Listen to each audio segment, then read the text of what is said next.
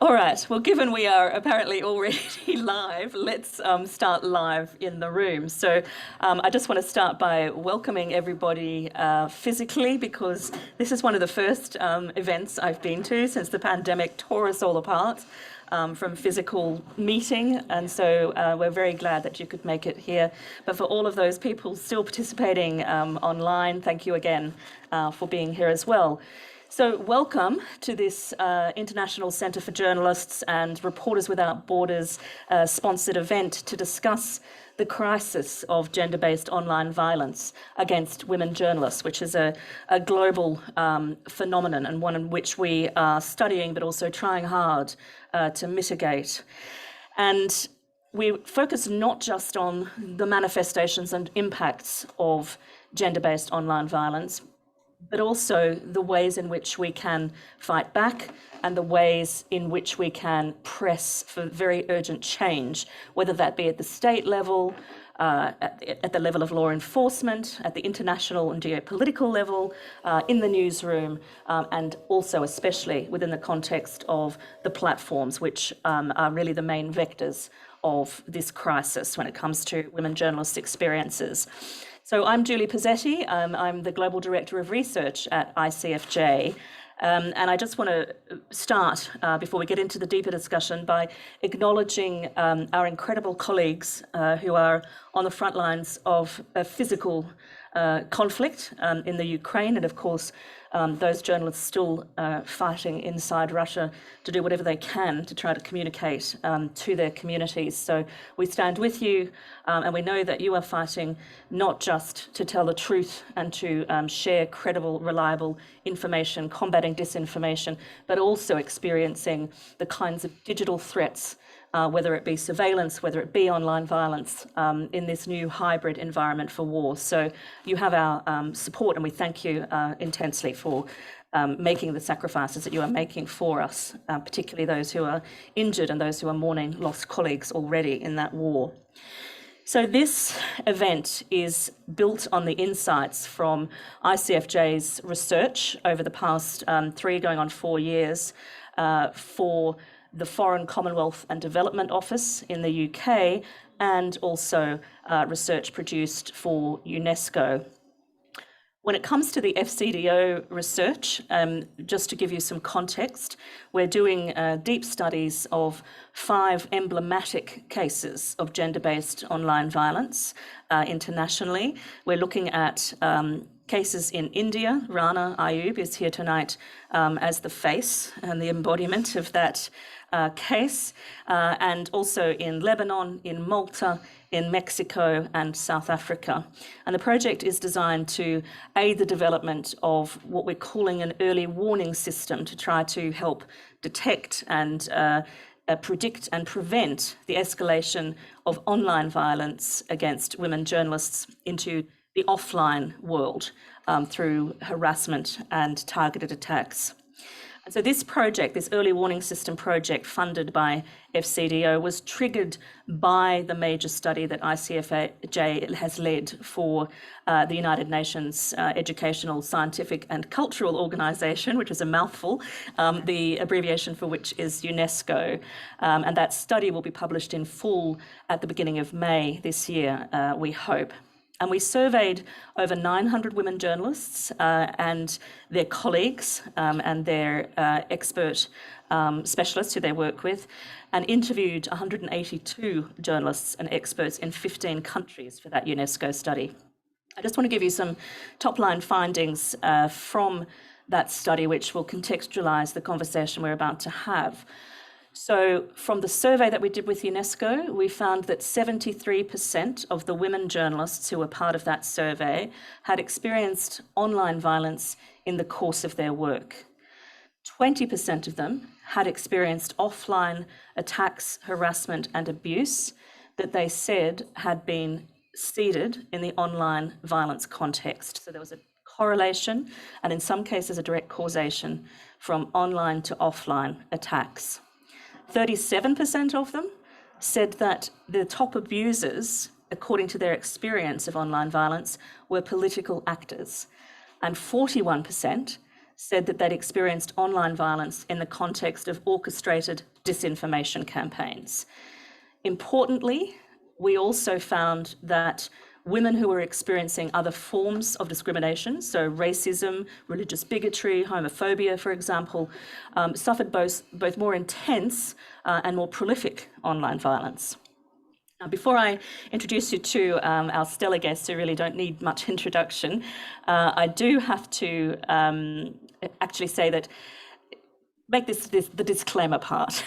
Nothing that we will say tonight and the insights that we share necessarily represents the views of the Foreign Office in the UK or UNESCO. So this is based on our independent research, which is funded by those organisations. Just need to be clear about that up front so that we can have a full, frank and open discussion without anybody making the assumption that this is in fact, a set of views backed by those organisations. So, joining us tonight, unfortunately not in the room, although this was the plan, is the extraordinary independent investigative journalist Rana Ayyub, who is also a Washington Post columnist. And I've said this publicly on a number of occasions, and she is unfortunately one of the most prolifically harassed women journalists in the world. And she was due to be with us. She's been unable to travel this week. Hopefully she will be with us very, very soon. But thank you, Rana, for joining us. And I'll start now from my left to tell you who else is here. So Kiki Mordi, sitting to my left, is a multi-award winning Nigerian documentarian. And she will share her experiences in the context of her work, now based in the UK.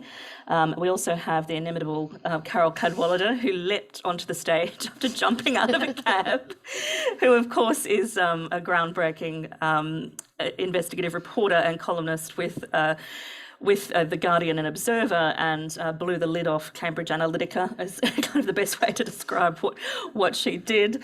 And to her left is Caoilfhionn Gallagher QC, who is remarkable in her legal support and advocacy, representing cases of gender-based online violence who aren't physically with us. One of them is the Nobel Laureate Ressa, also the family of the murdered Maltese journalist Daphne Caruana Galizia, and additionally scores of BBC Persian journalists, all of whom have experienced horrendous online violence. We will come to questions, hopefully quite early in the conversation, but I want to start to give Rana as much opportunity as possible, because she's joining us very late at night from Bombay, to start with our colleagues here sharing their experiences of online violence, what the impacts have been like and what the incidence has been like. And I'll start with you, Rana, because you are the person around whom we built this event to highlight your situation as a terribly harassed journalist in the Indian context. Can you just outline for us in a couple of minutes what you have experienced and what impacts you've also suffered as a result? Thank you, everyone, for having me, for all you wonderful panelists and the audience. At the outset, my apologies for not being there in person, but I've been bedridden for the last 8 to 9 days. I mean, both my emotional and physical health have not been at its best. And since this morning, I woke up with a viral, but I do hope to be in London next week, fingers crossed. It's a very, very important conversation that probably we have not had in a long time. And I'm so glad I'm joined on this panel by journalists and speakers and advocates of this online harassment of journalists, which far too long has been ignored by many, because we have been told that, oh, this is just online. Just for the last 2 months, and I could just talk about the events of the last 2 months, my emotional health has been a mess, because I have been trending on social media for 4 days straight with possibly the worst kind of abuse any human can face. 27,000 tweets in 1 day. So much so that I even contemplated leaving social media, where the top 7 trends on social media on Twitter was me, Rana Ayyub thief, Rana Ayyub tax evader, Rana Ayyub, I mean, God knows what not. One tweet on Yemen, calling out the Saudi regime, led to not just trolls, the nationalist trolls from India, but also the nationalist trolls from Saudi Arabia who were asking for me to meet the same fate as Jamal Khashoggi. Now, this is a very, very tiny representation of what most of us face on a daily basis. And in 2018, my image was morphed on a porn video and circulated all over the country. And I remember at that point of time, the first time I saw the video was when a member of the government reached out to me on a WhatsApp message saying, this is circulating on the BJP WhatsApp group.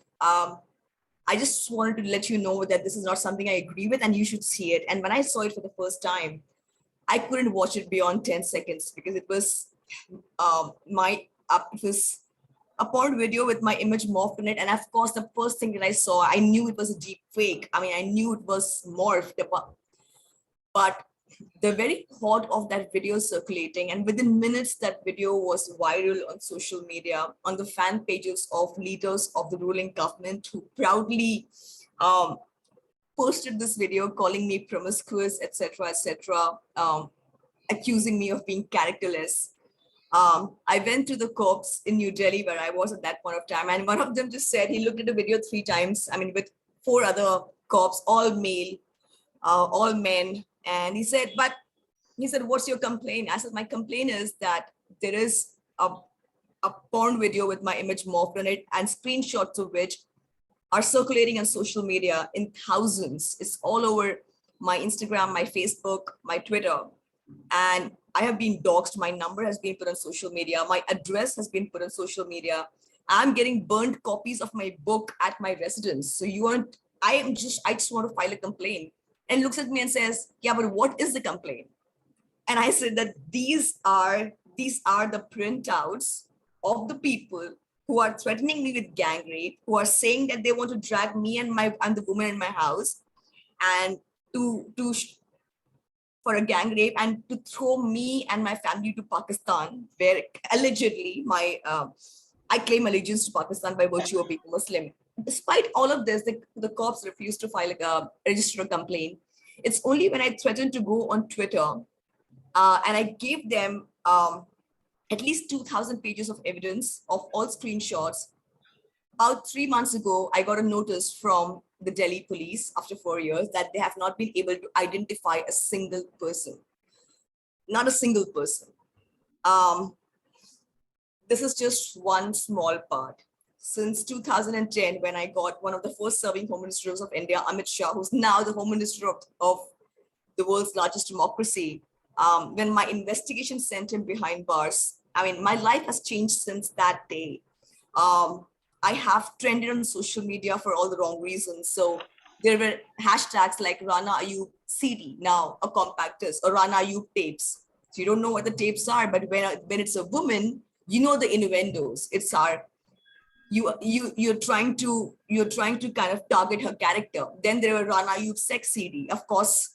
I mean, the worst kind of misogynistic attacks. And then, of course, my religion. And there are multiple factors because of which I get trolled or harassed or lynched by a virtual mob. One, because I'm critical of Narendra Modi, and I think rightfully so. Those who are observing what's happening in India will know what I'm talking about. We are the world's largest democracy descending in a state of fascism. I also happen to be a woman who, of course, an opinionated woman, not just in India, but anywhere in the world is trouble for those in power. And of course, I also happen to be a Muslim, a woman with a Muslim name, a community in India which is persecuted, which is facing, which is possibly at the cusp of a genocide in India as we talk. So how dare would I, a Muslim woman with a voice, speak up against the government? How do you silence a person like that? Is to kind of unleash a virtual lynch mob on Twitter to silence that person.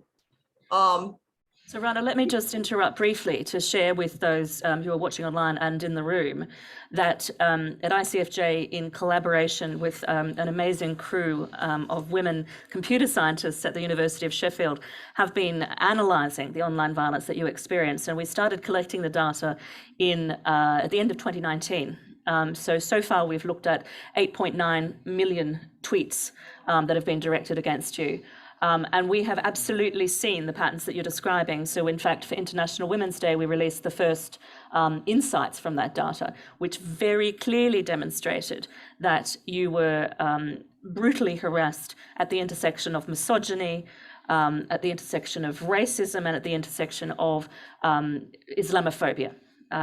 And in fact, I think the figure was 29% of tweets directed at you where you were called a prostitute, which is a really hideous form of abuse. It's a hashtag as well as a form of abuse, a portmanteau that combines the worst kind of misogynistic abuse of a woman with the sort of viral hatred of journalists that we're seeing internationally now. So 29% of those tweets where you were called a prostitute demonstrated or manifested religious bigotry.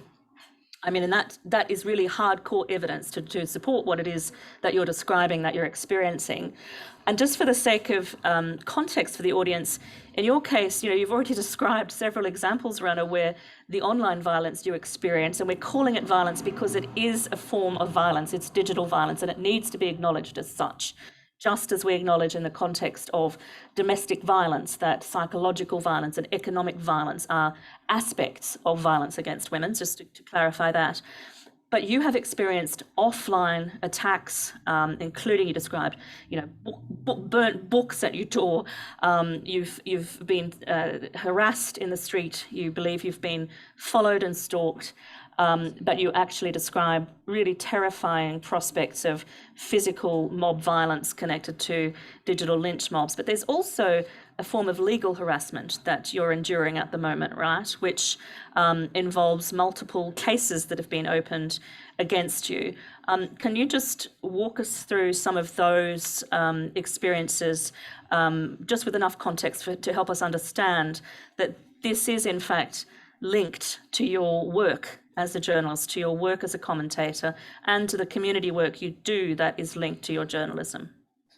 Well, Julie, I'm glad you spoke about the violence bit, because one of the reasons why I'm not here with all of you physically is because my mental health has taken a huge hit. I've been battling an anxiety disorder for the last 3 weeks, where I've been taken to the hospital in the middle of the night after suffering from palpitations. And one of the reasons, actually the big reason for it, is the last 1 year, the government of this day has made it difficult for me, forget journalism, forget that I have been stopped from doing journalism and traveling to do my reportage. The government has thrown multiple cases against me after I wrote the cover of Time magazine last year in May, where I held the Prime Minister of the country responsible for the second wave of COVID and the devastating deaths in India. And within 15 days of that cover story, one of the spokespersons of Mr. Modi's party goes on television and says that my bank accounts should be scanned for CIA and ISI funding, by that I do my reportage when whatever I write at the behest of the CIA, and that I get funding from foreign sources. And immediately after, Twitter trolls start this hashtag to asking the government and tagging the income tax department and the enforcement directorate to investigate me. 3 days later, the Uttar Pradesh police, Uttar Pradesh is one of the most populous states in India, they file a case against me of spreading communal disharmony over a tweet of mine where I am calling out a hate crime against a Muslim person. And just as that case is registered, I get mails from both the income tax department and the enforcement directorate asking me for my source of income. I present myself to the income tax department. My bank accounts of the last 7 years are assessed. I am questioned for something as basic as my food, the food that I eat every day. For emails are sent to my editors who I work with. They are questioned about why do I work for the international publications. I am grilled for 14 hours in a day. For somebody who had a spine surgery very recently, I've had to sit for 14 hours a day in front of the cops, being humiliated, being asked to produce my contract with the Washington Post and other publications that I write for. And I do give it because, well, I wanted to be a law-abiding citizen and I wanted to do things by the book. In September last year, my bank account was frozen with that of my father and my sister. If that was not enough, this year, on the first day of the high-stake elections in India, just 2 months ago, the Enforcement Directorate, which is an investigating agency, does not call me for summons, but leaks to the state-sponsored and state-enabled media that it has sealed my bank accounts on charges of money laundering. And I can tell you, I've seen worse. I thought I'd seen the worst in my life. But those 4 days were a living hell for me and my family, because the news channels in India across the board and social media were running 6 hours of prime time, dedicating it to my bank accounts and talking about how I am accused of money laundering, how I'm a fraud. The liberal news channels used some of my choicest pictures from Instagram, and they said, Rana Ayyub, is she guilty or is she not guilty? I mean, none of my colleagues in the mainstream liberal media really stuck their neck out and say what's happening to Rana is unjust. A trial by media has been happening for the last 1 month. For 4 days, I was holed in my room. I deleted my Twitter and my social media. My niece, who's just 19, I made her go through all my tweets from her Twitter account, and she said, please, and she calls me Pooh, and she said, please don't go there. I opened my door. I mean, I'd not taken a shower. I didn't even have the energy to brush my teeth. And I opened the door, and there's this news channel called Republic. Their reporter, young reporter, shoves the camera and mic on my face, saying, the government is accusing you of being somebody who has broken the trust of people, who has committed theft and fraud, when all the government of the day has done has sealed 15 years of my hard-earned money in my own bank account without giving any reasons. So it's not just online abuse, it's not just physical abuse, it's also this economic abuse where I am right now working and whatever I'm surviving based on the help that I'm getting from my family members and friends. I don't have a single penny right now to use. My ATM cards have been blocked. It's really, it's comprehensive acts of violence, isn't it, Rana? As you say, for anybody who's unaware, the Indian authorities have frozen her bank accounts, her credit cards, Rana, am I correct in saying that? So access to money, access to capacity to live and sustain, your ability to eat. I see my therapist every week and my psychiatrist, so much so that I'm literally running on debt with my psychiatrist and therapist, and my lawyers, of course, and all the legal work that I'm supposed to do. Today, just before I got this very morning, I woke up really sick, and then I got notices from both the Enforcement Directorate and the Income Tax Department to appear before the agencies by the 4th of April. In the meantime, the group that filed a complaint against me is this Hindu supremacist group called the Hindu IT Cell, on the basis of whose complaint the Indian government has opened a money laundering case against me. These people filed a complaint against me in 5 different states for an interview on BBC, where there is this huge campaign going on by the right wing in India to stop women in India from wearing the hijab, or hijab wearing, from entering educational institutions. And there are these group of saffron, of a Hindu nationalist mob in Saffron, and they're heckling this lone Muslim woman in the hijab and stopping her from going to school. So when I said that on BBC, this Hindu IT cell filed a complaint against me in all major states, and I have been booked under charges of sedition, which means all those states where the cases have been filed against me, I cannot travel. I cannot do my reporting in Kashmir, where the officials are actually, state officials, bureaucrats are actually tweeting that if you dare to come into our state, we will show you what we can do. I mean, in as many words. So they're limiting your ability to report, but also your physical movement. Yeah. Earlier it was emotional abuse. Earlier you make me a free for all, but now you have restricted the very basis of my livelihood, my reporting. You have not just frozen my bank account, but you have also made sure that I do not report on the most critical issues ailing India right now. One of them being the state-enabled Islamophobia and this descent into fascism of the world's largest democracy. I need to tell stories that need to be told. I mean, over the years, I've been offered fellowships, I've been offered, many countries have said, we can offer you asylum. 6 countries at least have offered me asylum in their respective countries. The only reason I have not taken that asylum, the only reason I've not taken any fellowship is because I know that this country needs me. And I do not want to leave this country because that's exactly what they want me to do. The reason why they have made me a free for all, the reason why they're abusing me, the reason why they have unleashed every agency in this country, the reason why they have slapped charges is because my writing is making a difference. My writing is impacting the government's propaganda internationally that Mr. Modi is doing some kind of development work in this country. India has a population of 225 million Muslims.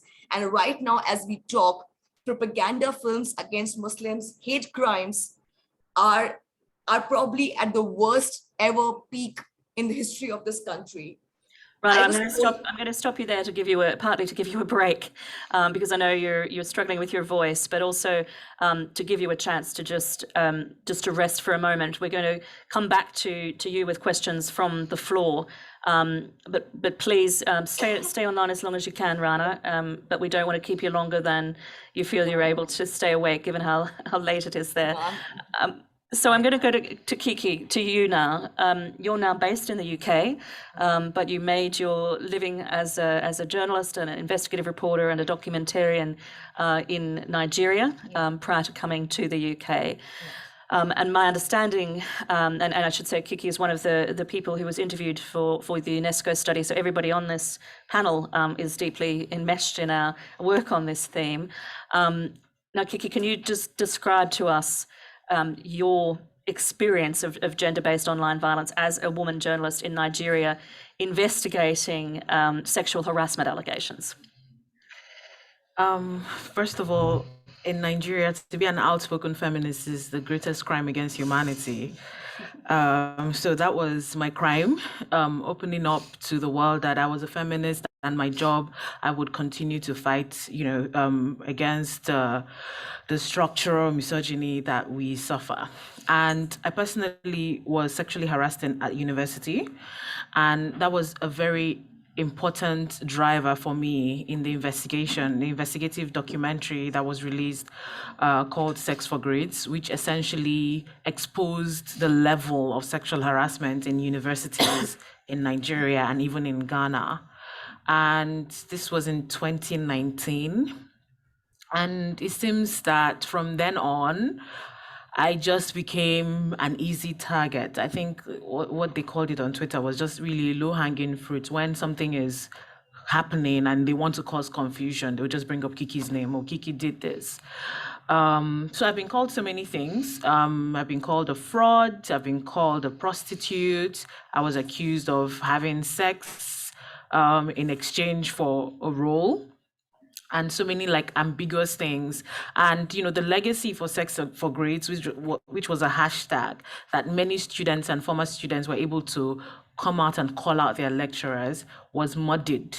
And so that Sex for Grades was the power that many girls took back because they wanted to expose their lecturers. People turned that into something else. And literally this morning, there was a hashtag Sex for Roles, which, it's just an insult to all the work that we did, all the investigation that we did to try to expose the scale of sexual harassment. And it was just reduced and flattened to, if a woman is receiving awards, she must have done something like had sex with someone. And I even saw a tweet where someone says, it doesn't make sense. This is not a movie. This is, a very scary and dangerous investigation. How does it make sense that somebody would have sex with someone to put herself in that, at risk, right? But it doesn't need to make sense. It just needs to be something without any evidence whatsoever against Kiki. and everybody would lap it up. And so there, I just, every day I'm fighting these demons, and it's like, I have to do it on my own. I don't feel like there is any support system for women journalists in Nigeria. I don't feel it. I don't sense it. I have never felt like there was a support system or a union came out to say, oh, we stand solidly behind Kiki Mordi, or even the places that I've worked at. I mean, that documentary was done at it was done with the BBC. I don't feel like, I mean, I was a freelancer, quite all right. I don't feel very supported by the BBC. I feel like disposable cup.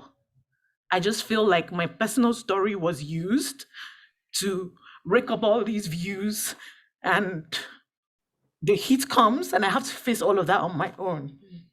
So, which is really horrific that you felt alone. I mean, we were just talking before we came on stage about the fact that every one of the women who is talking tonight, incredibly bravely, is a freelancer or has been a freelancer. And this is a really important aspect of the kinds of interventions we need, because the sense of isolation is so much more extreme when you're outside a newsroom. But as we'll hear a bit later, it can also be horrific, even on the inside of a newsroom. So thank you so much for being, for being brave enough. And it is bravery. It is incredibly brave, first, as a woman journalist, to report on sexual harassment. Just to give some data to support what you're saying, we found that the number one issue that triggered online violence against women journalists, according to our global survey, was reporting on gender issues, was reporting on violence against women, was reporting on sexual harassment, was reporting on the Me Too movement. So it is taking a risk to do that reporting, especially in your context in Nigeria. Yeah.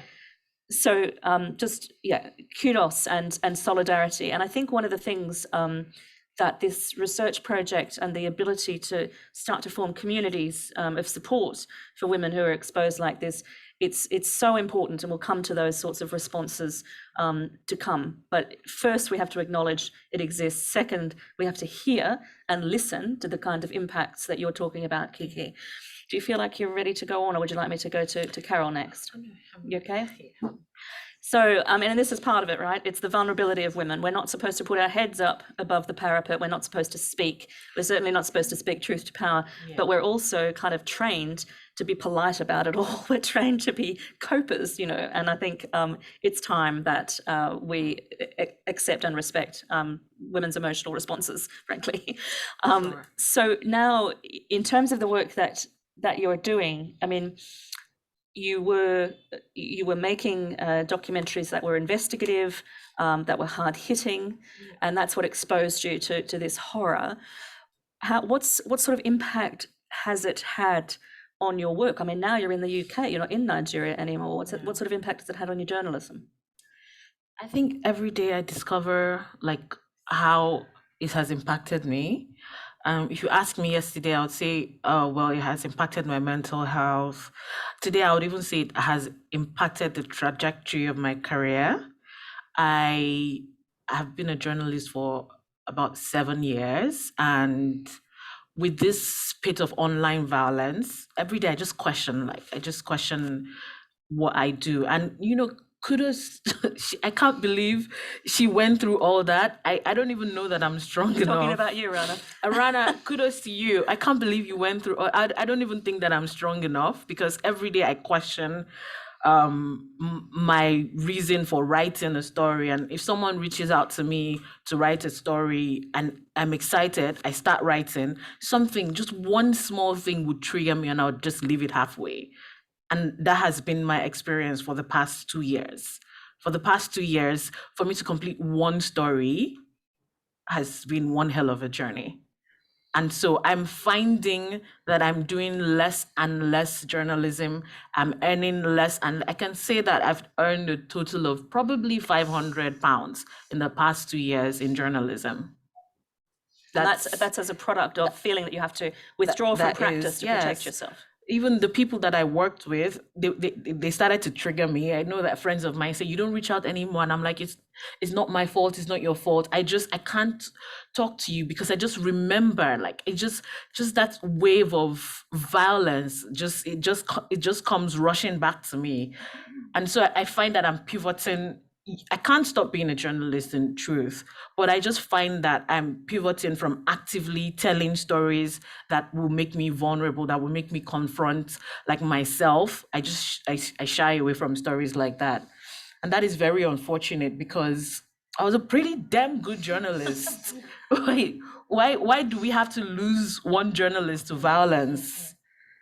And this also is something that we're seeing through our research. We hear stories like this every other day, and not just from our interviewees, but from those people who are reacting to these experiences. It's self-preservation requires a degree of retreat. That makes women less visible. That makes women in journalism, where we require a diversity of perspectives and views, less active. And this is shocking as a toll. I'll give you a break now, Kiki, and go to Carole, who's a really important journalist, but also a really vital case study, I think, that demonstrates a different, I don't want to call you a case study, but your case is really vital because it demonstrates quite clearly that this is not a kind of threat to press freedom or threat to the safety of journalists that is exclusively experienced in conflict zones or fragile states or developing contexts, which is often how press freedom and journalism safety threats have been understood and framed, right? This is a prominent UK journalist experiencing really appalling levels of what we were calling in a research context networked gaslighting, because that's kind of how we saw it, cascading. So in your case, Carole, and you can read about Carole's experiences and the analysis we did of the abuse that she's received on social media in an extract from The Chilling, which is the UNESCO study that will be published in May. We looked at 2 million tweets in your case, again with colleagues from the University of Sheffield. And we could see very clear patterns of mostly kind of low to medium range, but constant threats and abuse and condemnation and humiliation. All of this, it cascades in such a way that cumulatively over time, it's clearly designed to destroy your confidence, to undercut your credibility, to undermine your journalism. And the experience, I know, has been really debilitating. And this is happening in the context of legal action as well, in your case, which we have to be cautious about discussing because there is still a judgment pending. But if you could please, Carole. We don't have to be that cautious. Okay, good. You go. I will be cautious. No, you it's because the whole purpose of I've been silenced for 2.5 years around this because I've been preparing for trial, and the purpose of the case is to silence me. And I'm now in this position where I'm awaiting judgment. I've had the trial, we're awaiting judgment.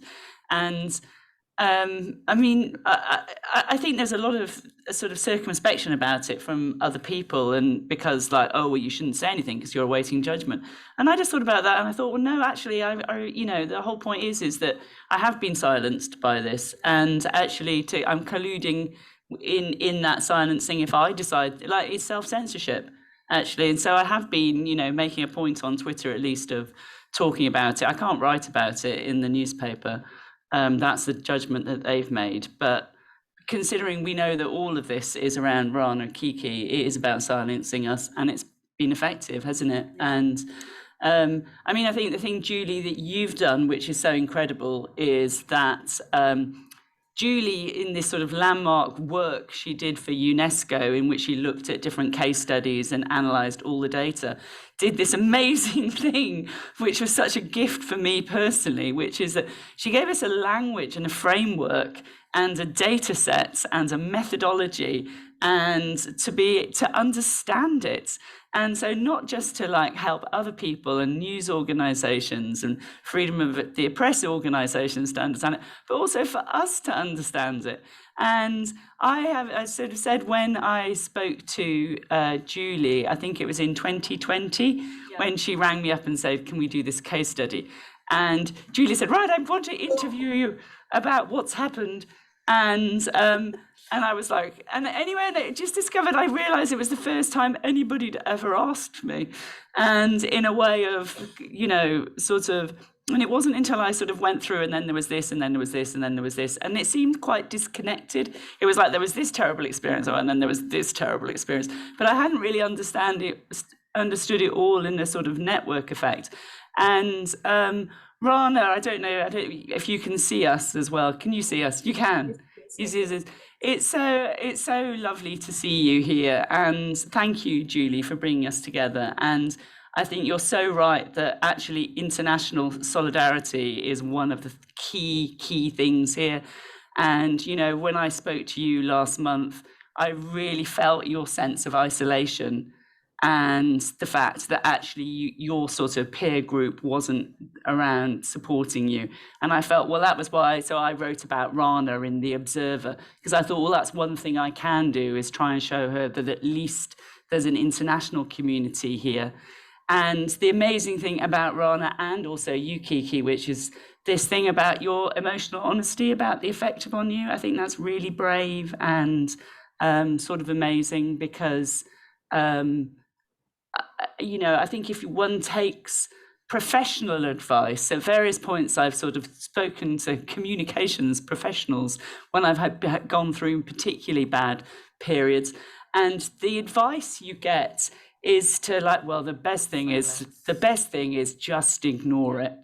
Shut it down, step away. Just ignore it. If you respond to it, it's going to make it, they'll make a story out of it, it'll make it worse.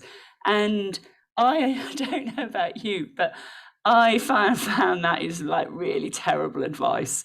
And if I don't know how many journalists are here, but if you're ever in that situation, that is not necessarily the best advice. And remember as well, if you're working for a news organization, what's good for the news organization in that position is not necessarily what's best for you. They're worrying about their corporate reputation. They're not worrying about your mental health. And there's a real difference. And the best advice that I was given was by a fellow journalist, a friend of mine.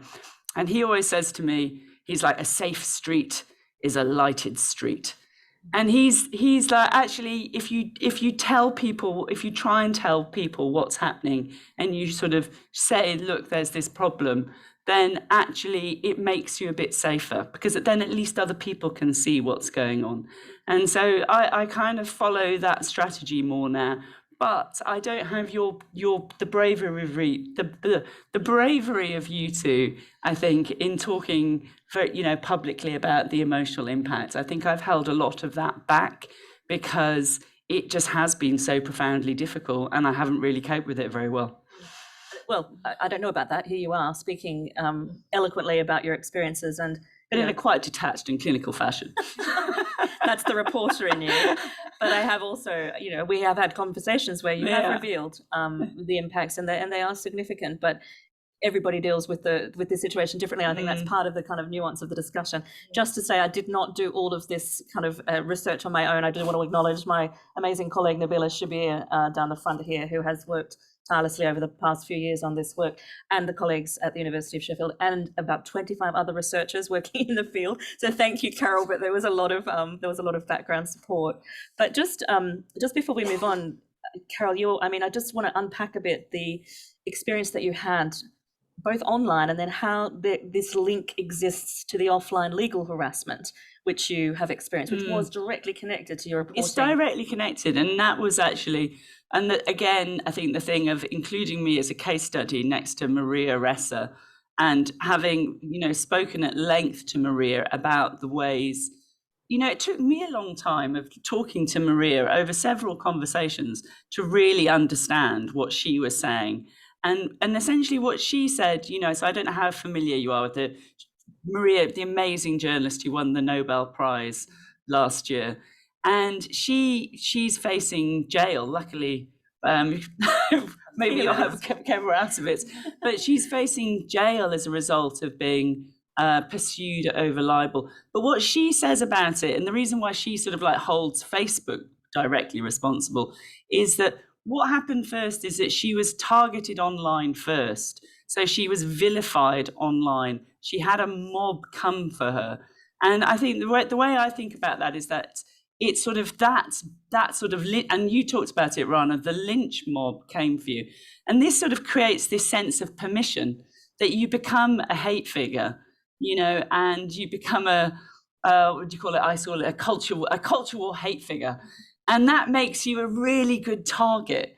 And that makes you a target for things like these legal actions, such as Rana's had, very much as Maria's had, and also now as I've had, is that, there's been a lot of, so the person who's come after me, who's suing me, actually it's I've been put in the frame and it's been made about me, but there was a really impressive number of investigative journalists who did different bits of the investigation into this guy, Aaron Banks, but they were mostly men, and they just weren't as, I was made into this sort of controversial figure through this sort of like online stuff. We've heard this from women all around the world who work on, even in the context of COVID, who are working on critical investigative reporting connected to government responses to the COVID crisis.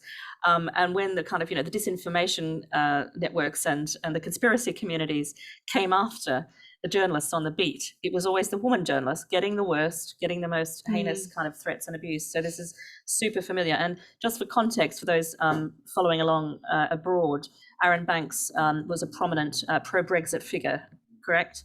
So yes, and Julie's research. So the guy who's suing me, in Julie's, and so one in Britain that that I get particularly targeted with this being, they call me a crazy cat lady, because this is basically like calling me a witch. Yeah, exactly. So it's very there's a direct line between calling this sort of from medieval times and from literally calling women witches, and just particularly women you can't put into sort of neat boxes as like sort of and in my case, sort of not having children was something which is sort of like weaponized repeatedly against me. And anyway, in Julie's research, it was so satisfying and kind of amazing to discover that the first person to call me crazy cat lady online, the very beginning of this meme, was the guy who's now suing me. Yeah, direct. Yeah, it is important to acknowledge that there is this kind of seeded narratives, and we see this very much in Maria Ressa's case. Keelan, I'll come to you next, and you do represent Maria, but this is something I've had a long history of collaborating and working on research projects with Maria that predates all of the horror she's experienced back to about 2013. But when she first was targeted, one of the first viral hashtags was arrest Maria Ressa. And 2 years later, in fact, just after I'd been embedded in her newsroom researching some reports for the Reuters Institute, Maria got off a plane and was arrested. So perhaps if you can start by talking about, among your sort of three sets of clients we've flagged, Maria's experience for context, because there's so many parallels.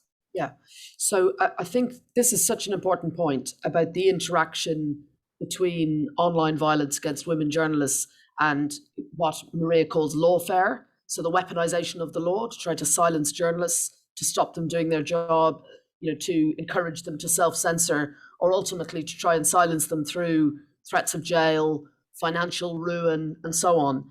And I was very struck when Rana was speaking earlier about the wide range of ridiculous claims that she's facing. So sedition, spurious income tax cases, and so on. One of the trends that I'm really seeing with my clients across the world is what I'd call really a jurisprudential whack-a-mole. I don't know if people know the fairground game. It used to be the case as a journalist that you might be targeted with defamation cases, for example, or then increasingly the use of terrorism laws. But actually now our opponents are getting much more sophisticated and are tending to try to use things like, claims that you are financially unreliable in some way. So there's a kind of slur generally that you're an unreliable person, that you're a dishonest person. So precisely what Rana was talking about is exactly what Maria's going through in the Philippines. So she faces over a century in jail simply for doing her job, simply for being a journalist. And some of those are cyber libel cases, which are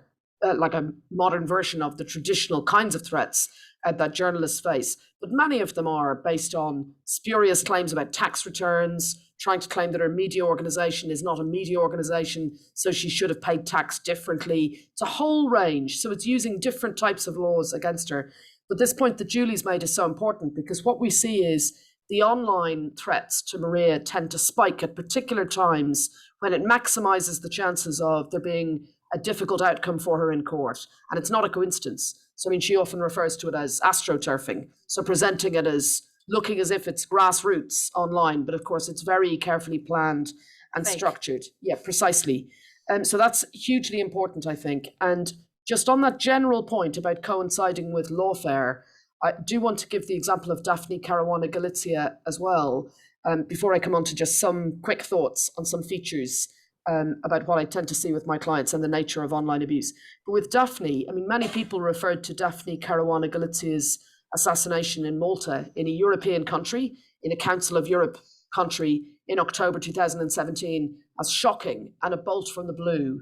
And anyone who was paying attention to Malta can tell you it was absolutely not a bolt from the blue. So she was getting precisely the kind of abuse that Carole's referring to, the mad cat lady type slur. She was referred to repeatedly as a witch. She often had images circulated of her online which were dehumanizing and grotesque, kind of distorted images of her. When she went out to restaurants or when she walked on the street, she got abuse on the street too. Much of the abuse online, as Rana referred to earlier, was from political figures. So it was in chat rooms, in WhatsApp groups, in closed Facebook groups, with people who were running the country. And ultimately what we've seen in the report that came out in July of last year, the public inquiry report, it found ultimately that what was happening to her online and the range of different threats that she was facing were part of a systemic campaign to discredit her. And that did also include using the law against her. I mean, she was facing over 40 lawsuits at the time. Some of those defamation and criminal defamation lawsuits continued after her death, and my clients have had to be dealing with those and fighting those cases in court, whilst also dealing with the bereavement and the death of their mother and their wife. So that's a huge issue, just the interaction between online violence and lawfare, if I can put it that way. But could I just give a couple of quick features that I tend to see with online violence? I had written down Mad Cat Lady earlier before you said it. So the first is that dehumanizing idea. So I've mentioned the grotesque images, the witch, the Mad Cat Lady. Maria, there's a really horrific one, which some of you may have seen about Maria in the Philippines too. And this is something which I often see, people turning something that's a weakness or a potential weakness or that the person might feel sensitive about into a weapon against them. So Maria's got eczema, and there are some horrific images which circulate, which have turned her face into a distorted kind of testicle. And then she gets called a kind of human testicle. And there's these images which circulate. And I have to say, scrotum face was scrotum a face. hashtag. Yeah, so hashtag scrotum face. I have to say, when I look at those, the only other place that I've seen images like that is posthumously, when I look at the images of Daphne, where something very, very similar happened to her. And you look at those images and you look at what was happening to her at the time, and you realize what happened in October 2017 was absolutely not a bolt from the blue.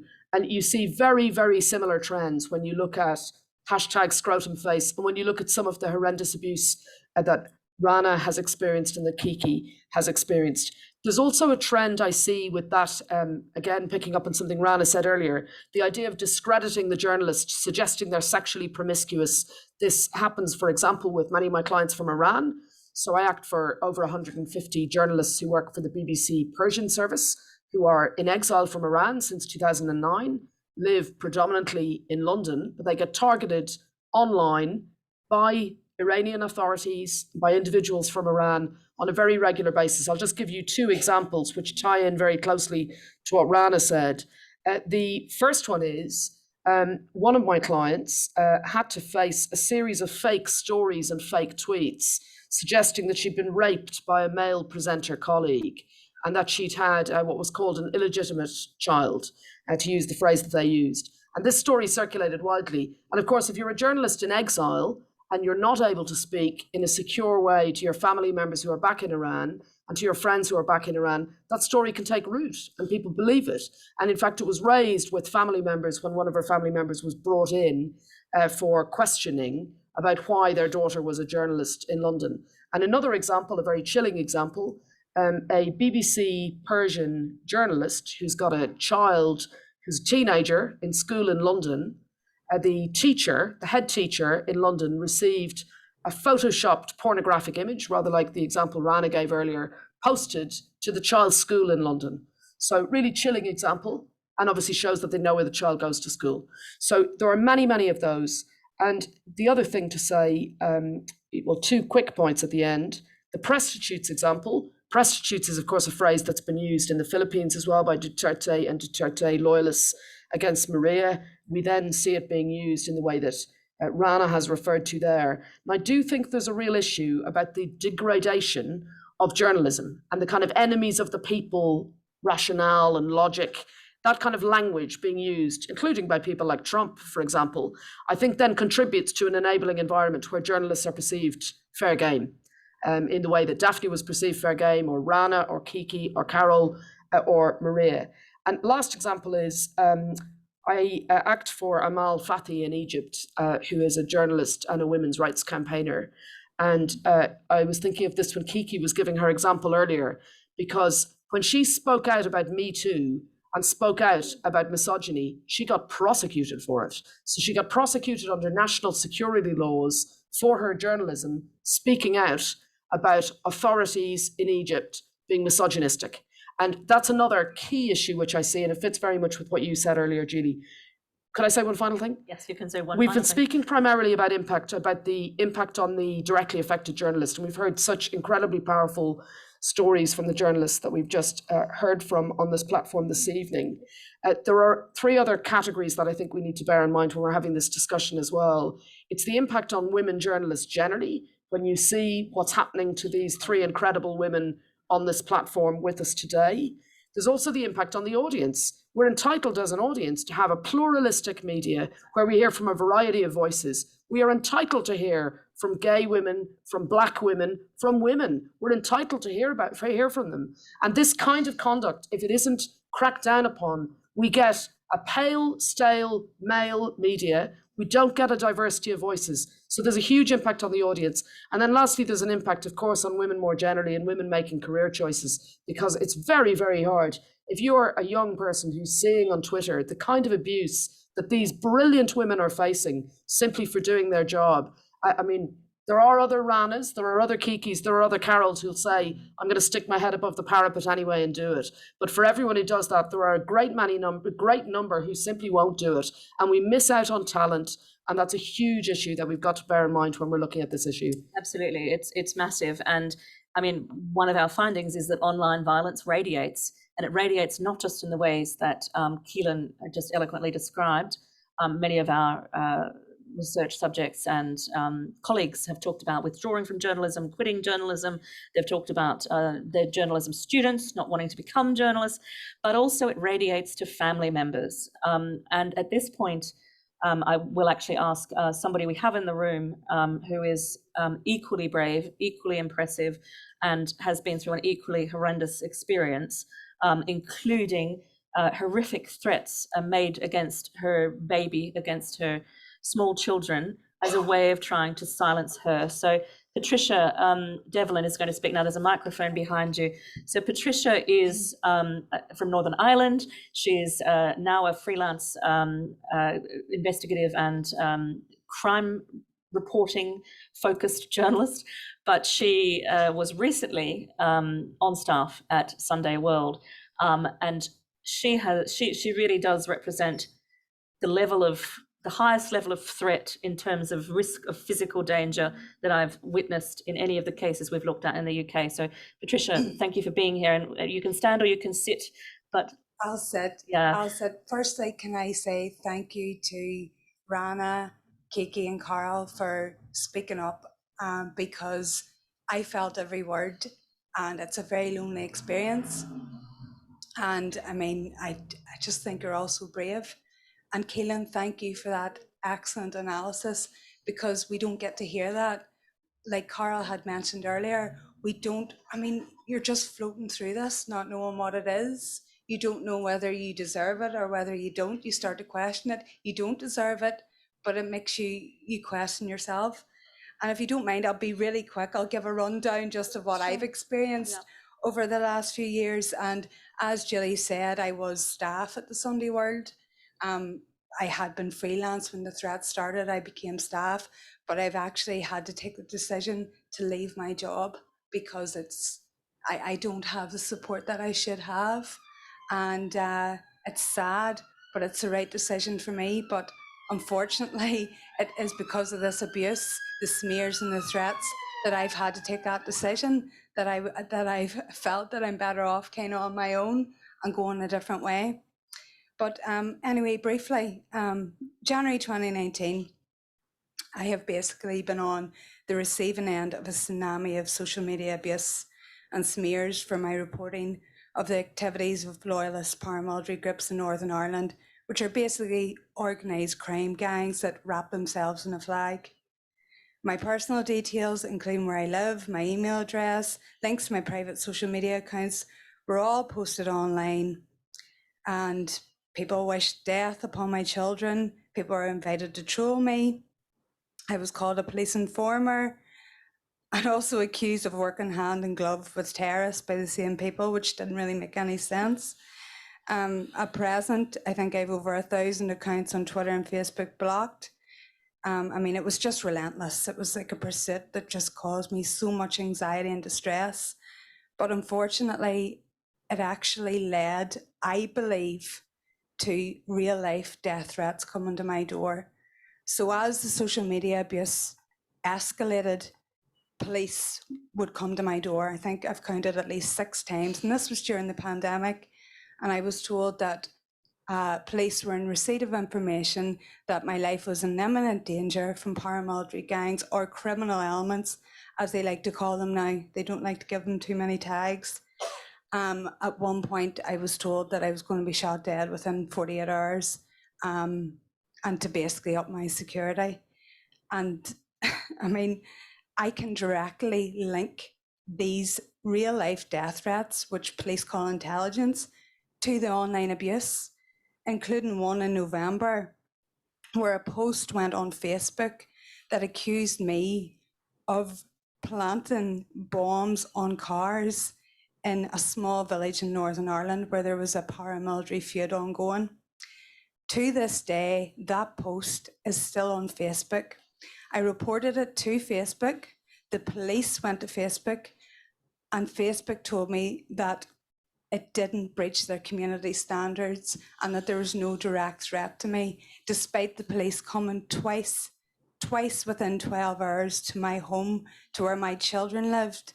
And actually my children were named in the threat that they would be targeted. They said that it did not breach their community standards. That was actually months after I received a rape threat directed at my baby son from a criminal who was traced by the PSNI, but has yet to be formally arrested. He's yet to be prosecuted. Again, Facebook dragged their heels there, and I was left for a year where I was left with no support, no help, a year that actually I had to go and seek my own legal advice and ask for help to make the police take action. And that ended up in me making a complaint to the police ombudsman for Northern Ireland, who upheld my complaint and said that the police did not adequately investigate the rape threat to my son. And that's what really pushed me, unfortunately, because before that, I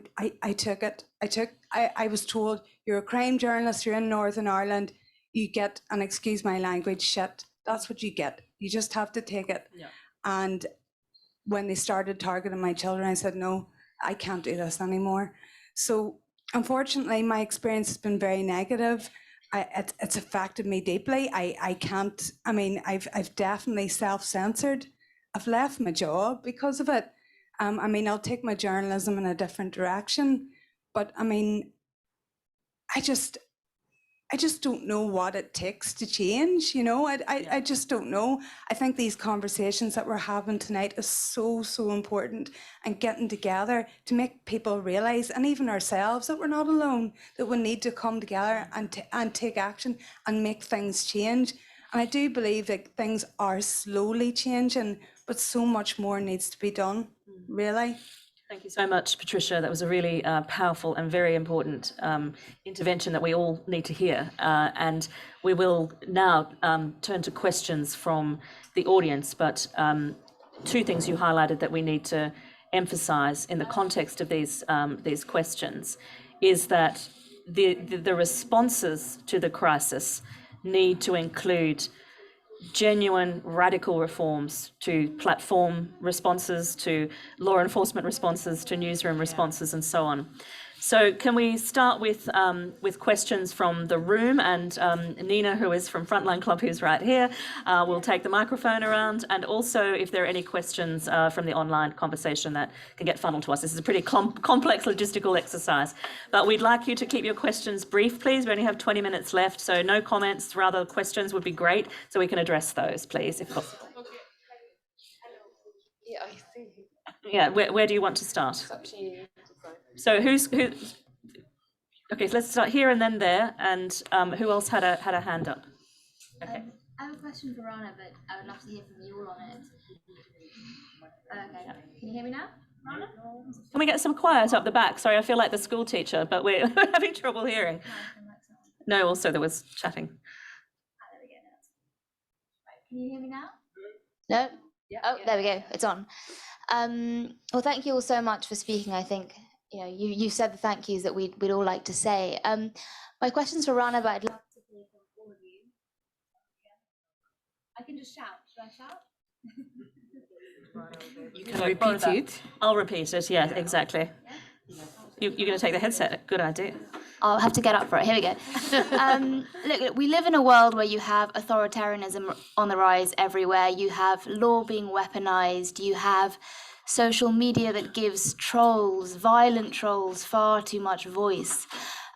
What you said just really struck me. Is there any hope for change? Is there any sign that a free press, sort of, female journalists being able to have voice, is there any sign that this could change for the better, and perhaps soon? I really want to be an optimist, really, even in the face of everyday fascism that we are witnessing, even in the face of when journalists are being labeled as enemy of the state, when I personally am going through the worst, but I see these, this one thing today, and I'm so glad that I could be a part of this conversation, is that we all feel so alone and isolated, but when you hear these stories, you feel like there's a pattern. You feel like there's a pattern with women who are outspoken, not as much with men, but more with women, especially women who have a public voice and who do not mince their words, who are not very diplomatic, or who speak truth to power in front of fascists.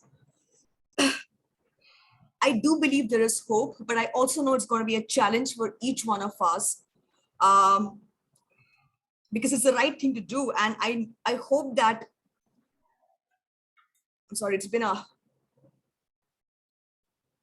just been tough, but I do see a lot of bright young journalists who are risking everything to speak the truth. I mean, so many of us sitting here at least have an audience we can talk to.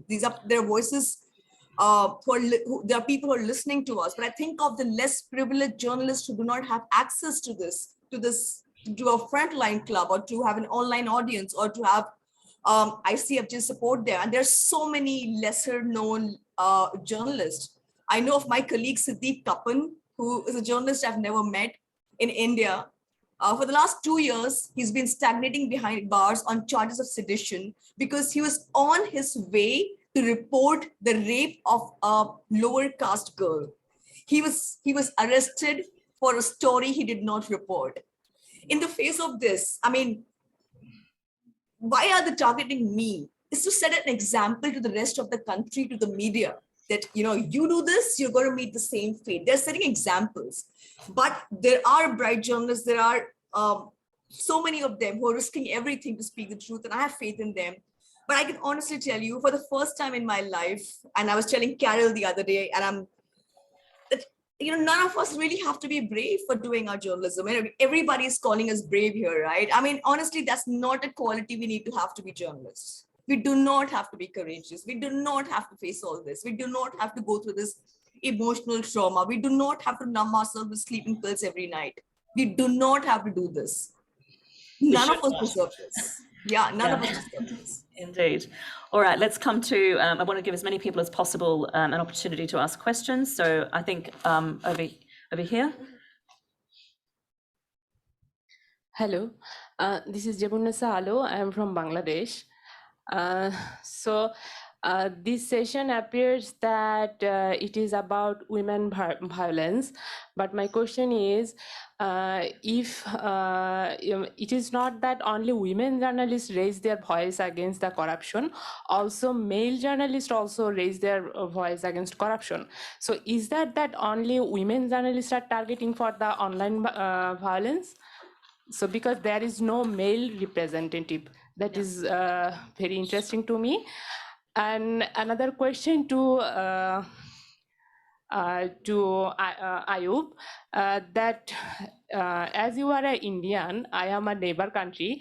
So my question is, you really went through a very, very serious condition. But my question is, what the stand of the Indian medias, Indian journalists? Because as far I know, or till now, I understand that most of the Indian media journalists are still against you. Why it is? And from this perspective, I want to share a perception that I have experienced about some Bangladeshi journalist who wants to draw the attention of government raising some violence issue so that they can take some preference to leave the country to take shelter from other country. So there is a confusion exactly what is happening. Here is some Indian journalists also, they can also give their opinion. I think that will be better for our understanding. Thank you. Thank you. So I'll take the first part of the question, and then I think, Rana, you might want to answer the question around the role of the press, which is in India, which is also important and which we've seen in our global research of this phenomenon, that we witness partisan or state-captured media in particular aiding and abetting the online violence that women journalists are experiencing. Let me address your question, though, about the reason that there are women sitting here and not men. The reason is that this is a conversation about gender-based online violence against women journalists. That's why we're all here. But the reason we're doing this event is because of research which has shown and has been recognized at the UN level that women journalists disproportionately experience online violence compared to men. It's not to say that men don't get threatened and abused, and certainly state-based harassment online occurs against men, but the primary targets and those who are most deeply affected are women journalists. This is the reality, and this is research-based, and this is a product of misogyny that is ingrained culturally, societally, globally, in all of our communities, worse in some contexts than others. And this is what's weaponized against women journalists. So the abuse that these women and all of the other women we study have experienced is abuse at the intersection of misogyny and racism and homophobia and religious bigotry. And I think we need to focus on that. It's not helpful in these discussions, I don't think, to be always, what about the men, which is not, I'm not suggesting you were saying that, but we hear that a lot. That's one of the ways these conversations get shut down. So I just wanted to make that point. Rana, do you want to talk about your experience of the, you did give us some examples of how, you'd had reporters at your door who were treating you as the subject of the story about your reporting in such a way that it dominated headlines. To my colleague from Bangladesh, from a neighboring country, I'll just give you a small example. When the United Nations very, very recently, like 3 weeks ago, put out a statement asking the Indian government to stop its targeting of me, you know what the Indian media headline was? It was not that the UN asks Indian government to protect me. The headline was, India lashes out at the UN for interfering in internal affairs. India lashes out at the UN for asking for safety of Rana Ayyub. This is the media. And these are some of the most mainstream. I mean, the kind of hatred that the government is churning out. The government says it has attached my property and the media is reporting it as it is somebody else's property, not even reporting the very basic that it has sealed my income of the last 15 years. So will you have dedicated 2 hours of your primetime shows on a witch hunt against me? I don't expect anything. We are living in a country where the Prime Minister of India has not given a single press conference to the media in the last 8 years. And the Indian media has not said a word about it. And honestly, I can say this, had it not been for the Washington Post full page ad, had it not been for Julie, who literally got everybody together, to CPJ, to RSF, to Carole's article about me, honestly, I'd have been behind bars by now. Had it not been for international solidarity, the Indian media had thrown me under the bus. And I don't blame them, because they have not just self-censored themselves, but they are literally at the mercy of the Indian government right now. Rana, Carole wants to respond. Yeah, Rana, then we have some comments I can hear from the floor, which we will go to in a second. But Carole, am I on? Sorry, yeah. Can we actually let Carole speak? Thank you. You should give some space for the Indian journalists here, because there are. Thanks, but I think we will run the event. Yeah. I think it'd be great to, and I just wanted to jump in with one point, which is just to bring my experience as well. Sorry. Just to explain that I think that the way that sort of propaganda works and campaigns of abuse work is that we're all infected by it, and it all becomes that personality becomes a really big part of the reporting. And what I see from the outside, and so this is just me as an outsider, and I don't have some of the in-depth knowledge that some of you have, which is that Rana's been made into the story. She's been made into this big personality. And so that's the thing which people latch onto, because it's almost she's a celebrity in that way. And actually the thing this is all about, which is her reporting, her investigation into these really serious and big subjects, that gets brushed under the carpet. And that isn't an accident, I don't think. That is part of the intention of what this is about. And so the only point I was trying to make on that is that when you're confronted with that amount of propaganda and articles in all these different newspapers and outlets and stuff online, it's really hard not to think that there's no smoke without fire. There must be something there, because there's just so much of it. And so in that way, I think it can just be really effective without one even being aware. And I think of the way, for example, just as one tiny bit, and I'm going to let you go. So the thing which has come to me really clearly is that recently with the Russian invasion of Ukraine, which was around when Russia was also attacking Syria, I got really confused about the story. I got really confused. And that was because this propaganda, this disinformation, it worked in that way. And so sorry, that's just an example of how this... some facts, like they mix some They facts. mix it up. All they have to do is confuse you. And you're not sure, is Rana innocent? Was there something with the tax thing? Is there, it's just this sort of seeds of doubt, and that really, really works. And that takes the focus off the journalism, the investigation, the thing actually which people should be really concerned and talking about. Which is very, very familiar in Maria's case. I'll make a small point, Julie, that right now, earlier when you Google my name, you would find my investigations and my stories. Now when you Google my name, the top 20 searches are the tax evasion and the money laundering. That's how it works. Yeah, and we've seen that also. In fact, in Bangladesh, one of the journalists we interviewed at one point in Bangladesh was having the same experience with YouTube videos. That was what was dominating her search. Sorry, I want to be able to get to some of the people in the room who do want to express themselves. And we see it with Northern Ireland with Patricia. I mean, that's what we now have with Patricia. Yeah. Patricia's become the story. You look at Patricia, you get these stories. So it discredits you, it undermines you, and it quiets your voice. And it escalates the physical threats that you face offline as well. You had your hand up before, so I want to come to you first. And if people want to speak, I need to see hands, not just talking from the back row, because it's really hard. I can barely see who's talking. Hi, I'm Rizwan. So I'm an IT professional. I'm not generalist. I'm coming from a Gujarat state where Gujarat riot happened. I myself evidenced that riot. And then when Rana Ayyub wrote the book of Gujarat File, I read that book. and I was crying just because the brave house he was, like going through the Amit Shah, and those are the big culprit, seeing them face to face. And I was literally crying for her, like how brave she is. And she's like a voice for Indian Muslim at the moment, the way the Islamophobia happening in India.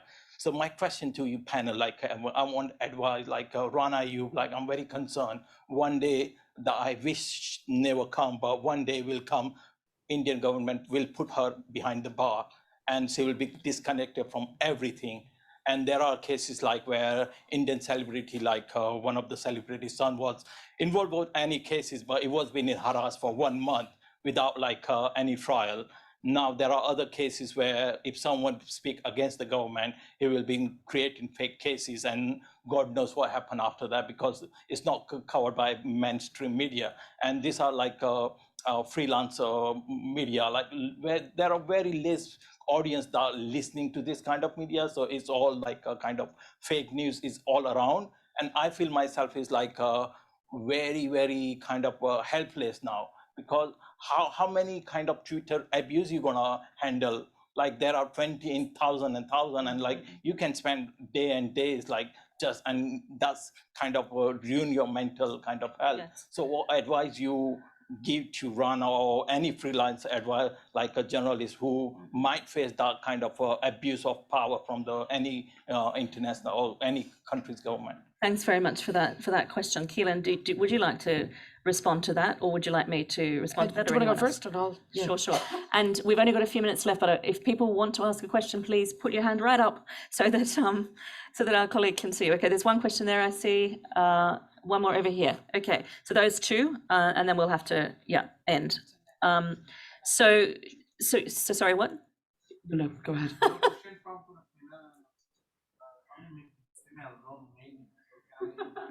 We just had a man. I think he's pretty obviously male. We will. I didn't know you even had a hand up, but this is it's all organic here and all engaging. So let me respond to your question first, and then we will come here. And there was a question here, and if another hand goes up from a man who wants to speak, feel free, because Lord knows men don't get to speak enough.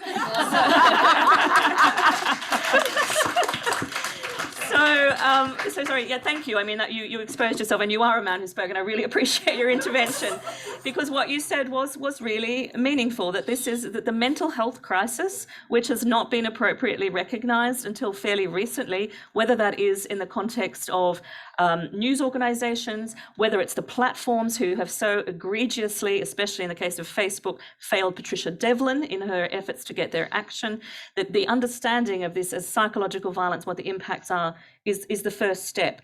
What needs to change, I would argue, is that in the newsroom context, for example, there needs to be very significant emphasis on psychological support and integrating that with a kind of support that larger newsrooms or more digitally capable newsrooms will include, such as digital security training, such as preventive measures against surveillance, which is all tied up with this and very relevant at the moment.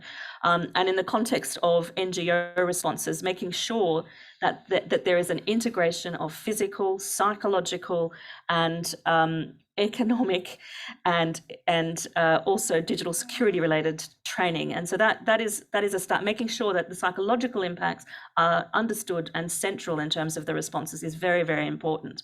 I don't know, Caoilhionn, if you wanted to add something very briefly. Just really quickly, it actually tied also to your question earlier about hope. I mean, I do think what I see quite a lot is that many of the responses in media organizations can be quite crass. Sometimes people just get told, well, come off social media, shut down your accounts, which of course can be very stultifying for your career. So it can have a very negative impact, and it's not realistic advice. But also to your example earlier about your terrible experience with the police service of Northern Ireland, the PSNI, and bravo for going to the Ombudsman and holding them to account. There is a total postcode lottery when you look at law enforcement responses. So in some parts of England, if you report to the police, you'll happen to get a police officer who's across these issues. So, for example, when I was working last year on some issues to do with the National Safety Plan for the Security of Journalists, for the safety of journalists, I did have 2 police officers who kind of proactively wrote to say, I see you're doing this, I see you're doing these cases, can we have a chat? I want to know more about it. And if you happen to live there and you happen to get this officer, you might get quite a good service. And if you happen to live in another part of the country, you get absolutely terrible, there's many stories which I won't go into about how poor it is, but that whole issue is so fundamental. But also, bottom line is, states themselves have a due diligence obligation to ensure that these incredible women and people in the audience who are acting as journalists, who are working as journalists, are in an environment which is safe and they're enabled to do their job safely. And I'm afraid, frankly, what we're seeing globally is many, many states failing in that obligation. And we've got to hold them to account. And, you know, what Rana spoke about earlier, where Rana said, well, my country needs me and I'm going to stay put. I mean, my heart goes cold when I hear this. And I'm afraid I have many clients who do this, who don't choose to go into exile, who don't take up asylum, and who decide to stay put and to put their head above the parapet in order to try to make the country that they're working in a better place. And it's an incredible thing to do. Janeth Bedoya does that in Colombia as well. I mean, I just was looking, when Rana said it earlier, her quote, when she was given the Courage Award for sticking it out in Colombia, she said, she described it as a guiding light for staying in Colombia. It's one of the things that kept me going. It's what Maria says. Maria says, well, I can see what I'm doing is making a difference. Every time they target me, I can see it's making a difference. But if we're going to recognize the bravery of people doing that, we have got to hold these states to account. And that's why this week, for BBC Persian, we filed a complaint with the United Nations Special Procedures about the online violence which our clients are experiencing from Iran. And we've asked special rapporteurs, including the special rapporteur on extrajudicial executions, because it is a risk to life issue, but also on freedom of expression and on Iran. We've said you've got to start holding these states to account on these issues. And the special rapporteur on freedom of expression is taking this issue seriously, but we've got to start making states be held to account. So not just newsrooms, not just law enforcement, not just at a granular level. This is a global problem, and we need to start saying this is not acceptable. And again, states are among the primary instigators and amplifiers of online violence. Yes. The platforms are the main enablers in the sense of being vectors for online violence. There are 2, great sources of power there that need to get real. Our question here, would you like to ask a question? And I think, we had somebody here, and then up the back, and we must wrap up, but we'll just hear the questions one after the other, and then I think we'll just respond from the platform. So, hello. Wow, in my own voice. My name is Zara. I'm an editor in Pakistan, and my question is for Kiki. Sexual harassment, that's a very rampant issue in Pakistan, yet one that's still not considered as pressing as the politics and corruption and all that. And we have a lot of young journalists, female journalists, who want to pursue this topic. And as an editor, you try to tell them that, this comes with a certain mental trauma, there's going to be backlash, you're going to be called feminist in the most derogatory way possible, because, that's the worst thing you can call a woman these days. And, you prepare them as much as you can. And they're really adamant about wanting to do that. But, hearing your story saying that you now feel as if you're not able to do the sort of work you were able to do. So, that's worrisome, for, I think, most people here. We'd always say that, there should be psychological support, and we have that. We've tried to do that for some of them. But what I want to know from your experience is, how did your publication, the one that you were working for, handle your situation? And what really concrete steps you wish they had taken to sort of help you through that backlash and the trauma that you faced? Okay, great. And the question here, sorry, I'm pointing at you, but you're looking down so you can't see me as well. Hi, I'm Shreya. I'm a journalist. It keeps breaking up. But am I audible? You are now. Yes. Yeah, great. Thank you so much. I have one question from Carole and one from Rana. From Carole, I'll just a very brief question that did you take any help from any agencies or platforms for the legal cases that you were running, or were you a lone warrior? From Rana, I just wanted to go back a statement that she made a few minutes back, that the whole of the Indian media is at the mercy of the Indian government. I'll make a slight comment and then a question would follow, is that a lot of us, a lot of journalists, not only just in metro cities like Delhi or Mumbai, but even in remote areas, are fighting against the establishment, and at times are facing atrocities that cannot be even described in words. In some cases, it leads to a fatal results, and those names never appear on any global platform. So now that Ms. Ayyub is a global figure and is part of this global project that you are running, do you not think, Ms. Ayyub, that you should use your voice to support these people who do not have the same resources as probably you or even I have, rather than painting us all in the same color? Thank you so much. Sorry, we are 5 minutes over already. Thank you very much for that question. I gather that expresses Can I make a quick comment? I really would like to, because it's I think one of the first things that I said here was about my privilege and about the privilege of these journalists in the newsroom at Frontline and all those people who have access to CPJ and RSF, which is precisely why on my own Substack, which is probably the only independent platform that I have, I'm trying to incorporate as many young journalists, especially from the marginalized community. And if you have heard my conversation so far, I have made it a point to acknowledge my own privilege. And that is something I do day in, day out. And when I talk about the media who's not been there, it's about the mainstream media in India. This is the media that the country consumes by and large. Okay, so well, I think it does to an extent answer your question. It's a really important point that there are always variations in experience, and that there are many, many, many cases, even as a journalist, and I am a journalist as well as an academic, there are always cases where you're highlighting one example of a much bigger problem, and you know that underneath the surface there are examples of related or unrelated injustice that you can't always adequately cover, and you cannot possibly give everybody an equal platform. So I personally take your point. I think it's really important that we need to make sure that those of us working to advocate for journalism are aware of diverse issues and the contextual issues, but also to highlight that the reason we are studying Rana's case in depth and doing this event is because it is emblematic of so many other problems that we're seeing internationally. And Kiki, you were asked a question, and I'm afraid we're going to have to leave it there. If you could answer that really pertinent question from a newsroom perspective. If I could go back to the point before we started investigation into sexual harassment, I don't think there's anything anyone would have I don't think there's anything anyone would have said that would have discouraged me, because it was just the thing that haunted me so much all my life, and it was something that I had to do. And as much as I'm suffering the effects right now, and sometimes I even go as far as regretting it, I know that if you take me back to that point right before I agreed to do this journalism, I would say yes, because is the thing that doesn't how does my colleague put it again? It's like, are you scared of dying? And then he says, well, I mean, I'm the thing that haunts me, the thing that makes me scared of living, essentially. So that's that. But what do I wish that the media platform that I worked for did differently? There were early signs. There were early signs of these abuses, and they started from whispers. Like you said, there was just one tweet.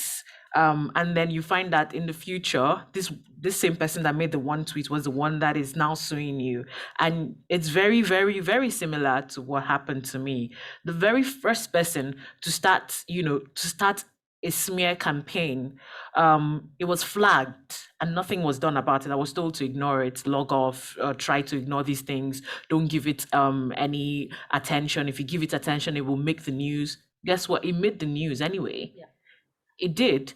And this happened in 2019, and this is 2022. The tweets that I saw this morning is a culmination of that very first tweet that I saw in 2019. And I wish that they had taken it seriously. I wish they had taken my safety seriously. I wish they had taken my mental health seriously enough to do something about it. They had the resources and everything to be able to take action, to be able to protect me, and they failed to do that.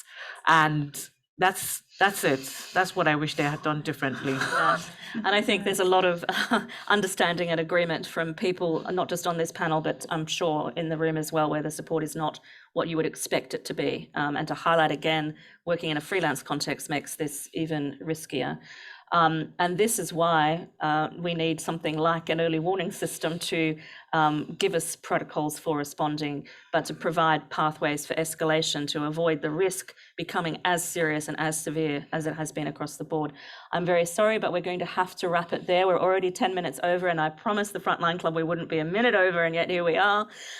So thank you very much for being here in the room and for being such active participants. And for those of you who've been following along online, we really appreciate your comments and sticking with what has been at times a difficult, but I think very, very important conversation.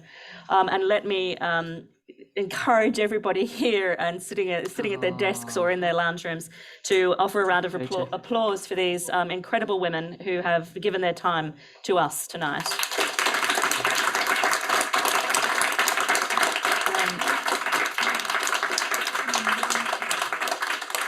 Thank you, and I think